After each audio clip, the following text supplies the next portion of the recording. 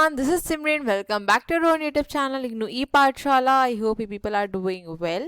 So आज के इस पर्टिकुलर वीडियो में हम डिस्कस करेंगे इंपॉर्टेंट क्वेश्चंस MCO 05 के, डेट इज आपका मैनेजरियल अकाउंटिंग का. सो वीडियो को एंड तक जरूर देखिएगा और अगर अभी तक चैनल सब्सक्राइब नहीं किया है चैनल सब्सक्राइब कर लीजिए. बेल आइकन को भी जरूर प्रेस कर दिएगा ताकि मैं जब भी वीडियोस का अपलोड करूँ उसका नोटिफिकेशन आपके पास जरूर जाए. तो सबसे पहले डिस्कस कर लेते हैं लॉन्ग क्वेश्चंस जो कि आपके कैरी करते हैं 20 मार्क्स. ठीक है, पहला क्वेश्चन है हमारा, what do you understand by financial statement, discuss the utility and significance of financial statement for the various parties interested in a business concern, discuss the nature and limitation of financial statement. तो ये है question आपका unit number 4 से. ठीक है, financial statement आपका important topic है. Next है, explain the significance of profit volume ratio, margin of safety and angle of incidence, what are the various ways to improve PV ratio. तो ये है आपका यूनिट नंबर 16 से. ठीक है, नेक्स्ट है, what is standard costing, state the objectives of standard costing. Part B हमारा, what is meant by standard cost and how are standards fixed. तो ये है हमारा क्वेश्चन यूनिट नंबर 11 से. ठीक है, नेक्स्ट है, what is cash flow statement, explain various techniques of preparing cash flow statement, what are the additional benefits to different users of accounting information from cash flow statement, explain it briefly. तो ये है आपका unit number 7 से. Next question हमारा, classify the budget on the basis of time, function and flexibility, why do accountants prepare these budgets. तो ये question है आपका यूनिट नंबर 8 से. नेक्स्ट क्वेश्चन हमारा, what is responsibility accounting, what are the uses of responsibility accounting, also discuss the essentials of success of responsibility accounting. तो ये है आपका यूनिट नंबर 14 से. ठीक है, तो यहाँ पर अगर हम बात करें तो आपको जो पीवी रेशियो टॉपिक है ये काफ़ी इंपॉर्टेंट है क्योंकि यहाँ से आपको न्यूमेरिकल्स एग्जाम में देखने को मिल जाते हैं. नेक्स्ट अगर हम बात करें तो आपका स्टैंडर्ड कॉस्टिंग टॉपिक भी काफ़ी इंपॉर्टेंट हो जाता है और बजट से एग्जाम में एक नए क्वेश्चन आपको देखने को मिल ही जाएगा. तो बजटिंग चैप्टर बिल्कुल भी स्किप मत करिएगा. ठीक है, अब चलते हैं नेक्स्ट स्लाइड की तरफ और यहाँ पे मैंने आपको इसका हिंदी में कंटेंट प्रोवाइड कर दिया है. अपने एंड से एक बार हिंदी आप इसकी ट्रांसलेशन जरूर चेक कर लीजिएगा. ठीक है, चलते हैं नेक्स्ट सेट ऑफ क्वेश्चंस की तरफ. नेक्स्ट क्वेश्चन हमारा, what is meant by reporting to management, what are the objectives of reporting, discuss various types of reports and the essentials of successful reporting. तो ये है आपका यूनिट नंबर 18 से. ठीक है, अब अकाउंटिंग के अंदर जो भी आपके ऐसे यूनिट्स हैं जो कोर थ्योरी पोर्शन कवर कर रही हैं, जैसे आपका रिपोर्टिंग टू मैनेजमेंट है, ये कोर थ्योरी पोर्शन कवर कर रही है, तो ऐसे यूनिट्स को बिल्कुल भी स्किप नहीं करिएगा क्योंकि जो 20 मार्क्स के क्वेश्चन आपको देखने को मिलेंगे वो ऐसे यूनिट से जनरली देखने को मिलेंगे. प्लस आपके जो न्यूमेरिकल्स हैं वो भी 20 मार्क्स में ही आते हैं. तो इन यूनिट्स को बिल्कुल स्किप नहीं करिएगा कि इन केस अगर आपको न्यूमेरिकल्स नहीं आते हैं तो आप इन यूनिट्स के थ्रू एटलीस्ट एक अच्छा स्कोर क्रिएट कर सकते हैं. ठीक है, नेक्स्ट क्वेश्चन है हमारा, what is fund flow statement, explain its uses and significance for management and the usual sources and uses of funds. तो ये है आपका यूनिट नंबर 6 से. नेक्स्ट है, what do you understand by management accounting, explain and state the role of management accountant. तो ये है unit number 1 से और यूनिट 1 तो इंपॉर्टेंट है ही, प्लस ये क्वेश्चन भी एग्जाम में कई बार रिपीट हुआ है.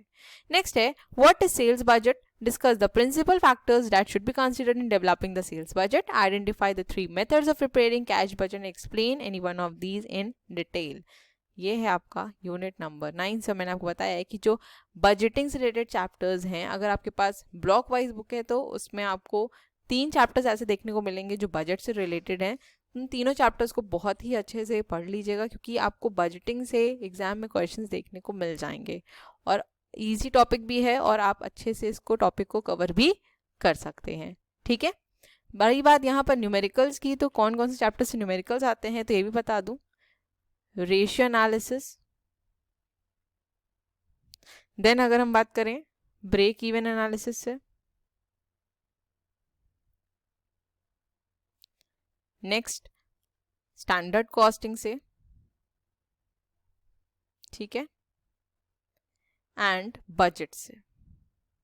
ठीक है, कई बार एग्जाम में प्रोडक्शन बजट से रिलेटेड क्वेश्चंस आए हैं, लेकिन अगर आप बजटिंग का न्यूमेरिकल पोर्शन नहीं भी प्रिपेयर करते हैं, इन तीनों का भी अगर आप प्रिपेयर कर लेंगे तो आपको एग्जाम में यहाँ से क्वेश्चंस देखने को मिल जाएंगे, क्योंकि रेशियो एनालिसिस से एग्जाम में क्वेश्चंस आते ही आते हैं, ब्रेक इवन से एग्जाम में क्वेश्चंस मिल ही जाएंगे, प्लस स्टैंडर्ड कॉस्टिंग का भी एक फुल फ्लेज क्वेश्चन 20 मार्क्स के अंदर आता है।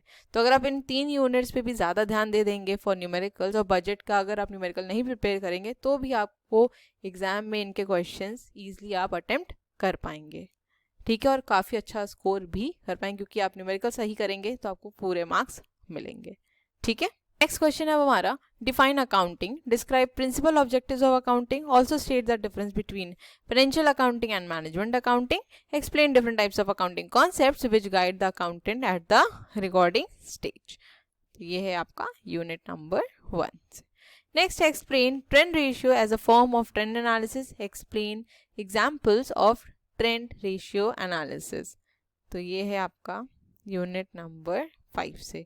नेक्स्ट है, what is performance budgeting, explain its objectives by giving suitable examples. ये है हमारा टॉपिक यूनिट नंबर 10 से, और बजटिंग इंपॉर्टेंट है। नेक्स्ट है, explain the concept of budgetary control, how does it operate as a tool for management control. ये है unit number 8 से, ठीक है। और रही बात यहाँ पे आपके ट्रेंड रेशियो एनालिसिस या ट्रेंड एनालिसिस की, तो जितने भी रेशियोज आप पढ़ रहे हैं सभी रेशियोज के बारे में थोड़ा बहुत आपको पता होना चाहिए, कि अगर एग्जाम में कोई थ्योरी क्वेश्चन आता है तो आप वो ज़रूर अटेम्प्ट कर पाएँ, ठीक है। तो कुछ कुछ रेशियोज में आपको एक आइडल रेशियो करके मिलेगा, ठीक है। और दूसरी चीज़ ये कि रेशियोज बारे में आपको जो याद रखनी चाहिए, आपको एग्जाम में अगर लिखने की ज़रूरत पड़े, वो क्या, कि जो पर्टिकुलर रेशियो है अगर हम इसको कैलकुलेट कर रहे हैं तो इसका मतलब क्या है। अगर कोई रेशियो 2:1 आ रहा है तो इसका क्या मतलब है, ठीक है। तो आइडल रेशियो और उस पर्टिकुलर रेशियो का क्या यूसेज है, या फिर वो क्या बताता है, क्या इम्प्लाई करता है, ये आपको पता होना चाहिए, ठीक है। तो इन 2 पॉइंट्स को ध्यान रखिएगा, ठीक। चलते हैं नेक्स्ट सेट ऑफ क्वेश्चंस की तरफ। नेक्स्ट है, define budget and budgeting, discuss it's utility and limitation. ये है आपका यूनिट नंबर 8 से, ठीक है। नेक्स्ट है, what is meant by transfer pricing, discuss various methods of transfer pricing. This is from unit number 14. Next is define budgeting and budgetary control, also states objectives of budgeting. So आप खुद भी देख रहे होंगे कि budgeting से काफ़ी questions यहाँ पे आपको देखने को मिल जाएंगे, क्योंकि एग्जाम में ये सब questions already पूछे गए हैं। Next है, what is the importance of comparative statement to management? How are these statements prepared? This is from unit number 5. Next question है, explain the term variance, write a short note on the classification of variance. So it is from unit number 12, ठीक है। Variance topic आपका important है numerical के point of view से भी, ठीक है, क्योंकि यहाँ से आपको न्यूमेरिकल्स भी देखने को मिल जाते हैं। मैंने ऑलरेडी वेरिएंस के ऊपर, स्टैंडर्ड कॉस्टिंग के ऊपर आपको कुछ वीडियोस प्रोवाइड किए हुए हैं, उन वीडियोस को आप ज़रूर देख लीजिएगा। प्लस अगर आपको न्यूमेरिकल्स के लिए कुछ रेफर करना है तो ratio analysis, break even analysis के लिए भी मैंने आपको ऑलरेडी न्यूमेरिकल वीडियोस प्रोवाइड किए हैं, प्लेलिस्ट ऑलरेडी क्रिएटेड है, तो उस प्लेलिस्ट को ज़रूर विजिट कर लीजिएगा, लिंक आपको यहाँ पे आई बटन में मिल जाएगा, ठीक। नेक्स्ट है, explain the concepts of cost and it's nature, identify the various basis of classification of cost and explain the various types of cost involved under each base. It is from unit number 2, और ये topic बहुत important है, ठीक है। Types of cost से यहाँ question आपको exam में देखने को मिल सकते हैं। एग्जाम में क्वेश्चन यहाँ पे आपको बेसिस ऑफ क्लासिफिकेशन मिल सकता है, या हो सकता है आपको डिफरेंसेस भी यहाँ पर पूछ लिए जाएं, तो इस यूनिट को भी ज़रूर कवर करिएगा, ओके। नेक्स्ट डिस्कस कर लेते हैं हम शॉर्ट नोट्स। पहला है हमारा ह्यूमन रिसोर्स अकाउंटिंग, ये है आपका यूनिट नंबर 19 से। नेक्स्ट है एनवायरमेंटल अकाउंटिंग, ये भी आपका यूनिट 19 से है। Responsibility accounting, it is from unit number 14। Next है हमारा social accounting, it is from unit 19। Inflation accounting, it is from unit number 19। Activity based costing, ये भी आपका यूनिट नंबर 19। सो यूनिट 19 भी आपकी इंपॉर्टेंट है अगर मैं बात करूं, क्योंकि ये आपकी प्योर थ्योरी पोर्शन कवर कर रही है। तो यहाँ से भी आपको एग्जाम हो सकता है लॉन्ग क्वेश्चन देखने को मिल जाए कि डिफरेंट टाइप्स ऑफ अकाउंटिंग क्या होती हैं, आपको वो डिफाइन करना हो, या फिर आपको इस तरीके से कोई शॉर्ट नोट दे दिया जाए किसी एक अकाउंटिंग को यहाँ पे एक्सप्लेन करने के लिए, ठीक है। नेक्स्ट है प्रॉफिट वॉल्यूम रेशियो, तो ये है आपका यूनिट नंबर 15 से। नेक्स्ट है हमारा बजटरी कंट्रोल रेशियोज, ये है आपका यूनिट नंबर 10 से, और मैंने बताया बजटरी कंट्रोल इंपॉर्टेंट है, प्रॉफिट एनालिसिस भी इंपॉर्टेंट है। नेक्स्ट है आपका प्रोसेस कॉस्टिंग, ये आपका यूनिट नंबर 2 से है। मैंने आपको जैसे बताया कि टाइप्स ऑफ कॉस्ट इंपॉर्टेंट है, तो यहाँ पे आपको लॉन्ग में भी क्वेश्चन देखने को मिल सकते हैं, शॉर्ट में भी मिल सकता है, किसी एक कॉस्ट को यहाँ पर आपको डिफाइन करना हो, या फिर आपको डिफरेंसेस में भी मिल सकता है। तो यूनिट 2 भी अच्छे से प्रिपेयर करिएगा। नेक्स्ट है इंटरम डिविडेंड, ये है आपका यूनिट नंबर 3 से। इंटरम डिविडेंड कई बार एग्जाम में पूछा गया है। नेक्स्ट है deferred revenue expenditure, it is also from unit number 3। And appropriation of profits, ये भी आपका यूनिट नंबर 3 से है। ठीक है, चलते हैं नेक्स्ट सेट ऑफ क्वेश्चंस की तरफ, जो है हमारे डिफरेंसेस। पहला डिफरेंस हमारा डायरेक्ट एंड इनडायरेक्ट कॉस्ट का, ये है आपका यूनिट नंबर 2 से। नेक्स्ट है product cost and periodic cost या पीरियड कॉस्ट जिसको कहते हैं हम, ये है आपका यूनिट नंबर 2 से। नेक्स्ट है controllable and uncontrollable cost, it is from unit number 2। Job costing and process costing, ये भी आपका यूनिट नंबर 2 से है। Fix budget and flexible budget, it is from unit number 10। तो आपने देखा कि यूनिट 2 से यहाँ पे आपको डिफरेंसेस भी देखने को मिल रहे हैं। ठीक, नेक्स्ट है स्टैंडर्ड कॉस्टिंग एंड बजटिंग के बीच में difference, it is from unit number 11। Reserve and reserve fund के बीच में डिफरेंस यूनिट नंबर 4 से है। ठीक है, ये इंपॉर्टेंट है, कई बार स्टूडेंट्स को कंफ्यूजन होता है कि रिजर्व और रिजर्व फंड क्या होता है, तो इसको जरूर स्टडी कर लीजिएगा। Plus standard costing and budgeting अभी लेटेस्ट एग्जामिनेशन में पूछा गया है क्वेश्चन है डिफरेंसेस के लिए। नेक्स्ट हमारा capital expenditure and revenue expenditure के बीच में difference, it is from unit number 3। Reserves and provision, ये भी इंपॉर्टेंट है आपका, it is from unit number 4।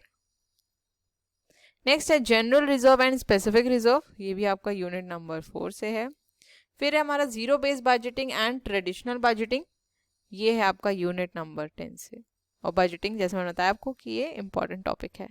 Activity based costing and traditional costing के बीच में difference, it is from unit number 11।